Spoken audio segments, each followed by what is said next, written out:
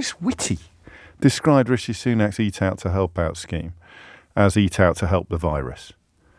I think you have to work on the principle, don't you, that they didn't expect any of this ever to come out. You just have to work on that principle. I find that a bit baffling. I know that a fish rots from the head down, at least that's the proverb. I don't think it's anatomically correct.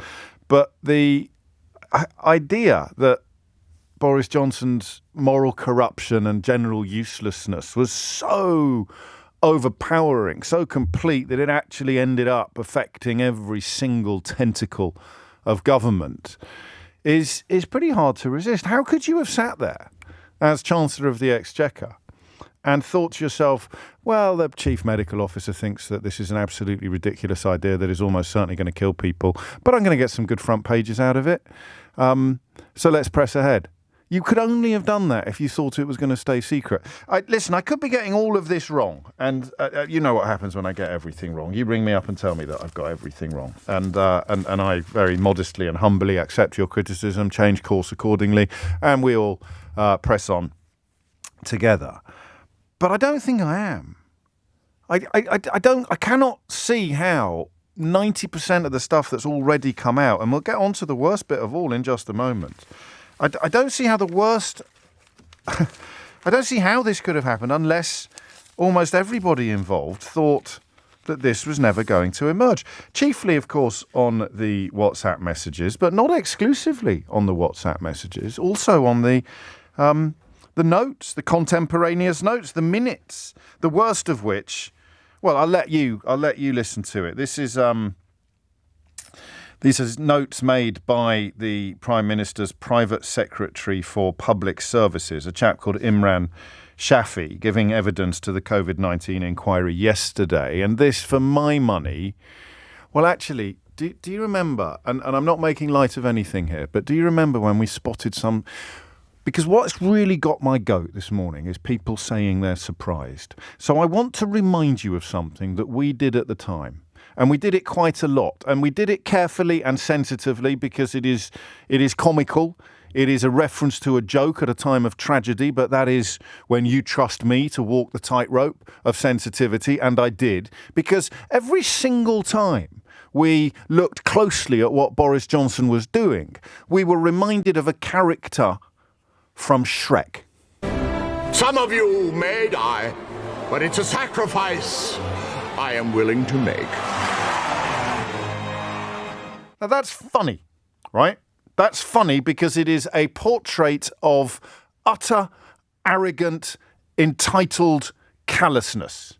It's funny. It's quality comedy because it portrays so perfectly and so satirically the idea of a leader so utterly contemptuous of the lives of the people that he leads that he considers their deaths to be a small inconvenience.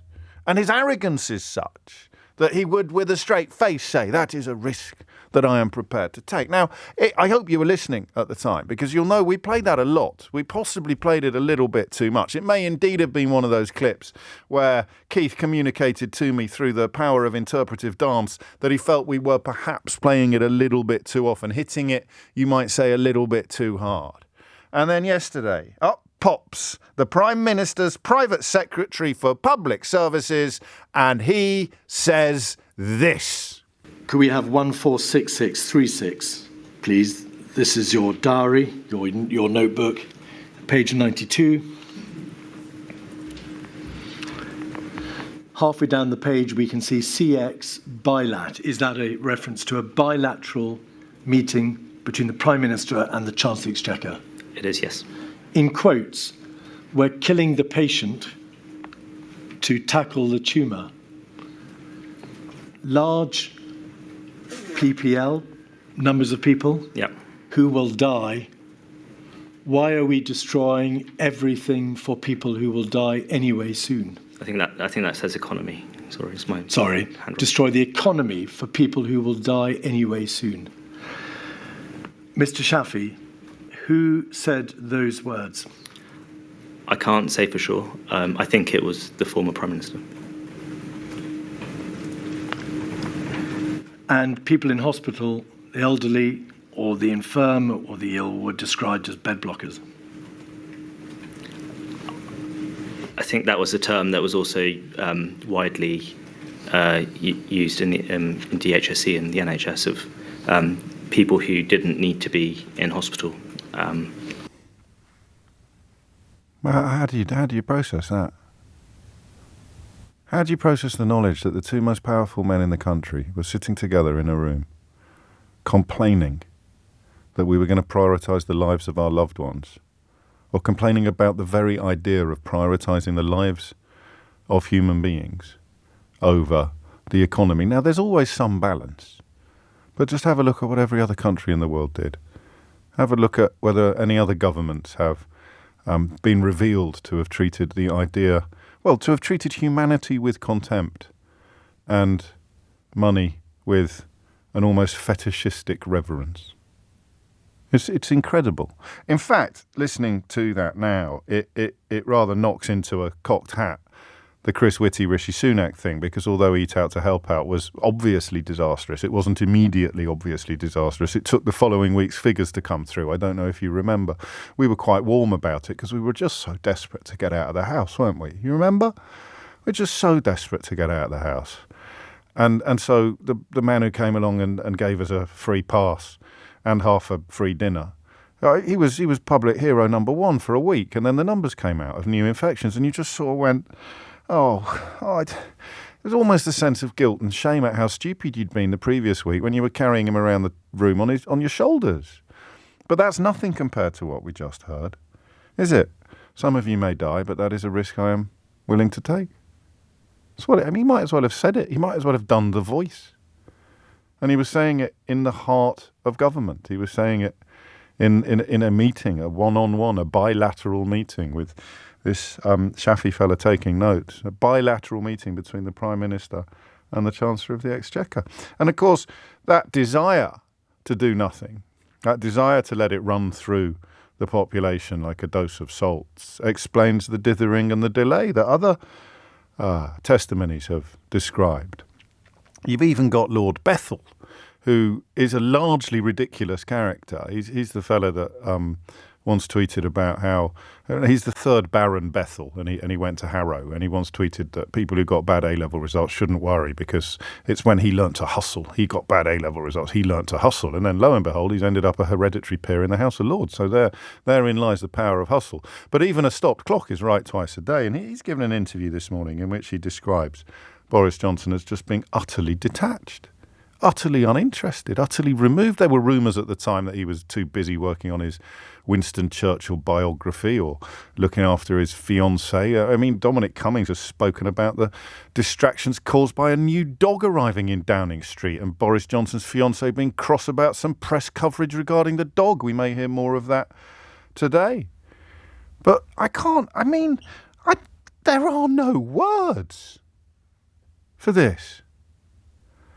Another, exchange between the cabinet secretary, a man who was over-promoted into that position so that he wouldn't stand up to the absurdity and depravity of Boris Johnson, describing Boris Johnson in an exchange with Dominic Cummings as being just a disaster. I'm at the end of my tether, wrote Simon Case. He changes strategic direction every day.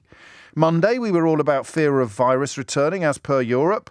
Today, we're all let it rip mode because the UK is pathetic and needs a cold shower. What did you think was going to happen when you put this man in charge? What did you think was going to happen? I remember I banged my head against so many brick walls from the BBC to LBC, just saying to people, if you let these liars get away with it now, what is going to come next? If you let the lies of Brexit go unchallenged, you sweep it under the carpet, everybody's moved on, you lost, get over it. If you let these liars get away with it and then take over, which was pretty clearly going to happen if the lies were left unchallenged, then you're going to end up with these chancers, cheats and charlatans in the very heart of government, with the possibility that something catastrophic will then happen. The possibility, no certainty. economic problems. Okay, that's fine. You know, he'll have people around him who can deal with that. But a global pandemic and him in charge? What did you think was going to happen? And even I find myself reeling today from the news that everybody around him knew how awful he was. These exchanges between the Cabinet Secretary and his Chief Advisor, Dominic Cummings, they could have been my monologues back in the middle of it. They could have been my monologue. The way I talked about Boris Johnson, his closest colleagues were talking about him in exactly the same way. And then what happened when you turned on your radio or opened your Daily Mail or your Daily Telegraph? Oh, he's fantastic. He's getting all the big calls right. Captain Hindsight Starmer something, Curry something, down with whatever. It's absolutely bonkers. And he didn't even care about the economy, did he, really? He just didn't want to be responsible for giving people bad news. Some of you may die, but that is a risk I am prepared to take. Following the science. The scientists were saying, don't do it. Literally, we're following the science. We've got all the... Think about Dorries and Rees-Mogg. I often come back to them because they're just like the poster boy and the poster girl of absolutely unforgivable awfulness. They're marching around still claiming that he was more sinned against than sinning. They must have known what his closest colleagues were saying about him. And on it went. I honestly can't quite believe the clarity and the certainty with which his closest colleagues described his awfulness when those of us who were pointing it out at the time were so bloody lonely. You know? And I don't mean me, I mean you. I mean anybody who was properly paying attention and hadn't been somehow blinded or intoxicated by Boris Johnson's Variety Hall end-of-pier act, or hadn't had their brains boiled by Brexit. And that's another thing that's emerged this morning. They were so obsessed with Brexit that they didn't pay attention to the pandemic. And of course, he gets rewarded now. He doesn't get punished. He doesn't get penalised. The inquiry has no meaningful sanction. Paul Dacre at the Daily Mail and Viscount Rothermere, they've already given him several £100,000 to write bilge every Saturday. And now a bloke called Paul Marshall at GB News, who's trying to buy the Daily Telegraph, has apparently hired him to present television programmes. This is the only country in the world where senior politicians get rewarded for failure. That's not true. There's loads of other countries. We used to call them banana republics. Nadine Dorries has got a column in the Mail, a TV show somewhere. How does that work? How do these people sit around their boardroom tables and say, well, Boris Johnson killed a hell of a lot of Brits, let's give him a newspaper column? Now, up with that sort of thing, there's still a slim outside chance that we might get a peerage out of him, so we better keep him sweet. How does it happen? Oh, it's winding up all the right people. Is that it now? Is that all that's left?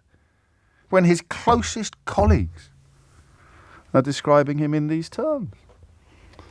Unbelievable.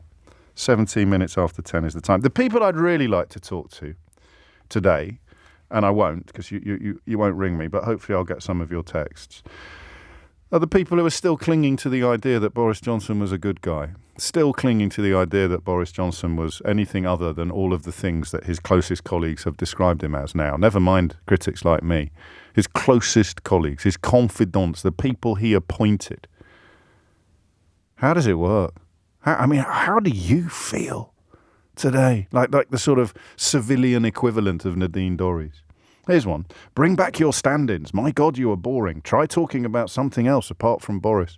There's a COVID-19 inquiry underway into the quite possibly avoidable deaths of tens of thousands of your fellow citizens caused by your political hero. No wonder you want us to talk about something else. You've got blood on your hands. Still cheering him now. It's incredible. Absolutely incredible.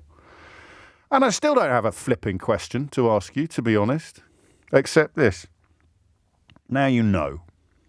They'll die soon anyway, said Johnson in COVID. And they have to report it now. Has to be in the Telegraph, has to be in the Mail.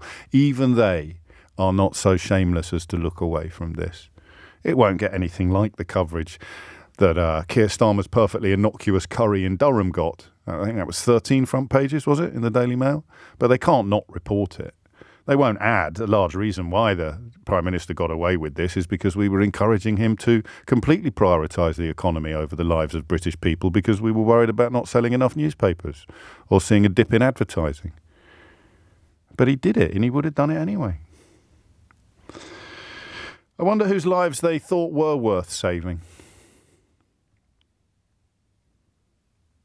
Any thoughts on that? So now you know. You suspected it before. You didn't know for certain. You didn't know for sure. You didn't know with absolute, irrefutable knowledge that the Prime Minister cared more about the money men than he did about your mum. And now you do. So how does it make you feel? 0345 6060 973. They'll die soon anyway. Why are we destroying the economy for people who will die anyway soon? And if you were waving your flag, if you were wearing your Boris badge, if you were shouting about how he got all the big calls right, try, if you can, to return to reality, to reflect upon what happened to you, and then tell me how you feel.